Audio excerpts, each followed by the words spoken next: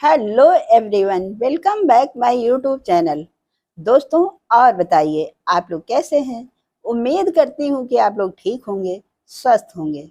दोस्तों, मेरा आप लोगों से अनुरोध है कि अगर आप लोगों ने अभी तक मेरे चैनल को सब्सक्राइब नहीं किया है तो प्लीज़ चैनल को सब्सक्राइब कर दें, लाइक और कमेंट अवश्य करें। और जो लोग चैनल को सब्सक्राइब कर चुके हैं उनसे मेरा यह अनुरोध है कि वीडियो को लोगों में शेयर अवश्य करें। दोस्तों, आज हम फिर आए हुए हैं अपने चैनल पर एक नई कहानी के साथ में। तो चलिए, आप लोगों का अधिक समय ना लेते हुए हम आ जाते हैं सीधे अपने टॉपिक पर।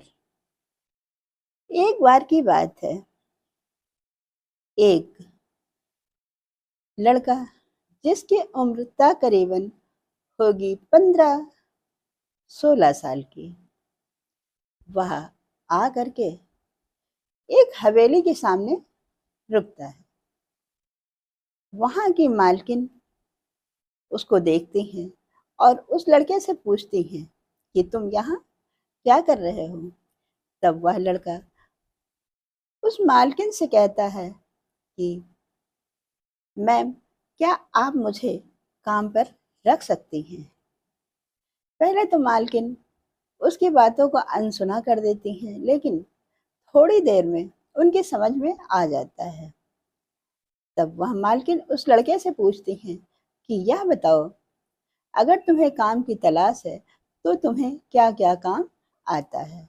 तब उस लड़के ने कहा कि मैम, मुझे घर के सारे काम करने आते हैं। मालकिन ने सोचा कि अगर कोई लड़का अभी काम करने के लिए तैयार है तो चलो अभी रख ही लेते हैं इसको, क्योंकि अभी 2 दिन पहले ही उनके घर की नौकरानी काम छोड़ करके जा चुकी थी। रीजन क्या था? मालकिन के हमेशा चिक चिक करने के कारण उनके यहाँ कोई भी ना तो नौकर और ना ही कोई नौकरानी टिक पाती थी। जब देखो तब कोई ना कोई नौकरानी उनके घर का काम छोड़ करके चली जाती थी। जब यह लड़का उस मालकिन के घर काम करने के लिए आया, तब थोड़े ही दिन में वह सभी से घुल मिल गया और बिल्कुल अपने घर के सदस्यों की तरह रहने लगा। वह लड़का सबके सोने के बाद ही सोता था, सारे काम निपटा के, और सबके उठने से पहले उठ जाता था। खाने के लिए जो भी बचा खुचा मिल जाता था वह खा लेता था, कभी कोई ना नुकुर नहीं करता था।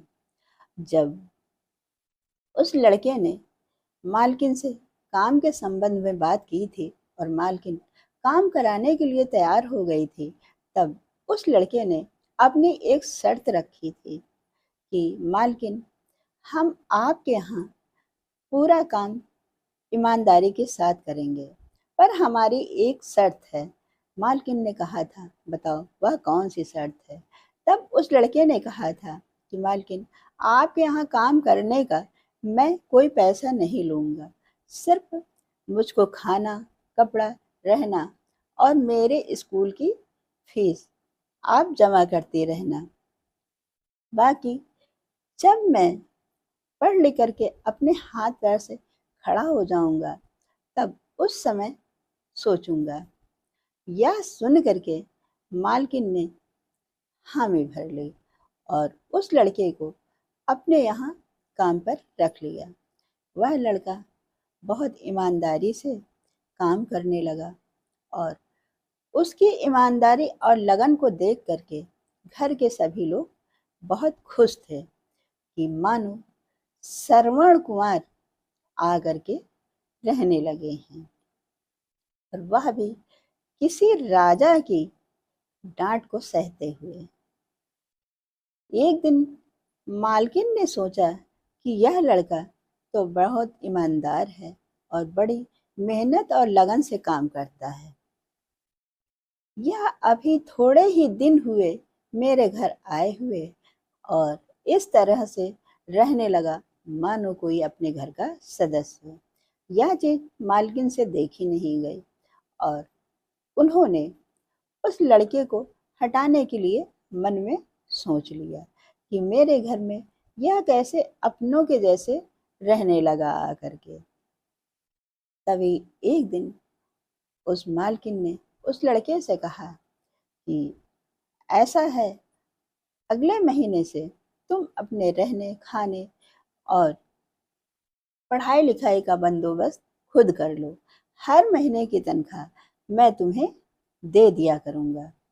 यह सुनते ही वह लड़का बड़ा भौचक्का हो गया और सोचने लगा कि मालकिन यह क्या बोल रही हैं। तब वह लड़का कुछ नहीं बोला और सिर्फ इतना ही अपनी मालकिन से बोला कि मैम ठीक है, मैं थोड़ा संभल जाऊं, उसके बाद देख लेता हूँ। पर मालकिन इतनी ज़्यादा उस लड़के से चिढ़ गई थी उनके घर के सदस्यों से घुलने मिलने के कारण कि वह हर हाल में उस लड़के को निकालना चाहती थी। घर के सभी सदस्य ड्राइंग रूम में बैठे मालकिन की बात सुन रहे थे, पर कोई भी व्यक्ति कुछ नहीं बोला। यह देख करके मालकिन को मानो 100 वोल्ट का करंट लग गया हो, क्योंकि इससे पहले जब भी वह किसी नौकर या नौकरानी को निकालती थी, तब घर के सारे सदस्य मालकिन के पक्ष में होते थे। पर इस बार कोई भी कुछ नहीं बोला और घर में सन्नाटा पसरा हुआ था। तभी मालकिन का छोटा लड़का कहता है कि मम्मी यह क्या है, उस बेचारे को क्यों परेशान कर रही हैं बिना मतलब में। छोटे बेटे के इस तरह से बोलने पर मालकिन ने चिढ़ करके कहा कि अरे, ये चूहे को कब से बोलना आ गया। और उसके बाद सभी सदस्य एकदम शांत बने रहे। जब कोई भी सदस्य मालकिन के पक्ष में नहीं खड़ा हुआ, तब मालकिन चुपचाप आ करके मुंह फुलाकर बैठ गई और कहने लगी अपने पति से कि यह क्या है, मैं उस लड़के को डांट रही थी और कोई भी सदस्य मेरी तरफ से नहीं बोल रहा था। इससे पहले आज तक तो कभी इस तरह से नहीं हुआ। यह सुनते ही मैडम के हस्बैंड ने कहा कि यह बताओ, अगर नौकर के सामने हम कुछ बोलते, आपस में एक दूसरे की बातों का विरोध करते, तब नौकर क्या समझता कि इस घर में कोई एकता नहीं है।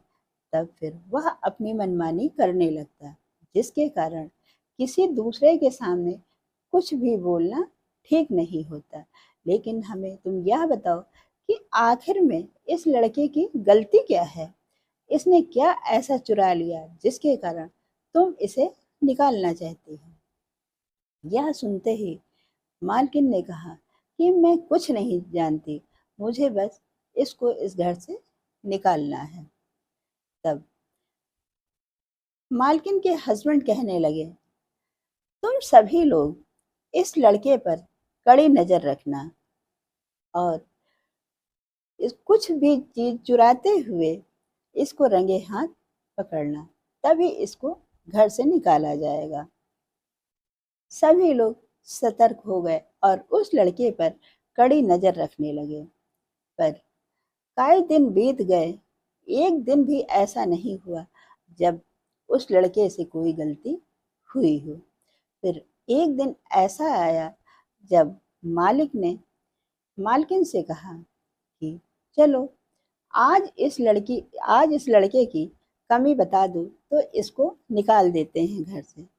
तब मालकिन ने अपनी बात का टाल मटोल करते हुए कहने लगी कि अभी मेरे पास समय नहीं है, अभी सोचेंगे तब बताएंगे। तब मालिक ने कहा कि नहीं, ऐसे तो कोई काम नहीं चलने वाला, आजकल पे टालने से कुछ नहीं होता, जो भी कहना है आज ही बताओ और इस लड़के को इसके पैसे दे करके घर से निकाल दो। यह बेचारा क्यों फालतू में परेशान हो, यह जा करके किसी दूसरे घर में कोई काम ढूंढ ले। मालकिन ड्राइंग रूम में मुंह फुलाए बैठी रही और फिर कहने लगी कि क्या बबूल में भी गुलाब खिल सकता है? अगर माली अच्छा हो तो क्या बबूल, क्या नागफली, सभी में वह गुलाब खिला सकता है। यह बात मालिक के और मालकिन के बच्चों के कुछ समझ में नहीं आई। उसके बाद मालिक ने मालकिन से कहा, उस लड़के को बुलाओ और अभी पूछते हैं। मालकिन ने तुरंत लड़के को आवाज लगाई। लड़का आया तो उसके बाद मालकिन फिर उसी तरह मुंह फुलाकर बैठ गई और लड़के के आने पर कोई भी प्रतिक्रिया नहीं दी। उस समय वह लड़का किचन साफ कर रहा था। जब वह लड़का आया तो मालिक ने खुद ही कहा कि अब इस लड़के के सामने इसकी गलती बता दो। पहले तो मालकिन कुछ नहीं बोली, फिर अंत में थोड़ा सोच विचार कर कहने लगी कि आज से मेरा यह आदेश है कि जब तक यह लड़का पढ़ लिख करके अपने हाथ पैर से नहीं खड़ा हो जाता है, तब तक कि यह कहीं नहीं जाएगा। हमारे यहाँ ही रह करके यह अपनी पढ़ाई लिखाई पूरी करेगा। मालकिन की बातें सुन करके घर के सभी सदस्य बहुत खुश हुए और सोचने लगे कि आज सूर्य पूरब से पश्चिम कैसे निकल आए। यह वही मालकिन तो है जो हर एक नौकर में कोई ना कोई कमी हमेशा निकालती रहती थी, लेकिन आज इस ईमानदार लड़के की खातिर उन्होंने खुद ही उसकी पढ़ाई लिखाई, खाने पीने, रहने का जिम्मा उठाया है और यहाँ तक यह भी कह दिया है कि जब तक कि यह लड़का पढ़ लिख करके अपने हाथ पैर से नहीं खड़ा हो जाता, तब तक के कहीं नहीं जाएगा। क्योंकि लड़के के परिवार में सिर्फ उसकी एक विधवा माँ थी और छोटे भाई बहन। लड़का यह सोचता था कि बाहर निकल करके पढ़ लिख करके अपने हाथ पैर पर खड़े हो जाएं, ताकि अपने छोटे भाई बहनों का भी ख्याल रख सकें। दूसरा, दोस्तों, यह रही एक छोटी सी कहानी। हम फिर मिलते हैं आप लोगों से अपनी अगली वीडियो में। तब तक के लिए इस कहानी में अंतिम समय तक बने रहने के लिए आप सभी लोगों का बहुत बहुत धन्यवाद। जय हिंद, जय भारत।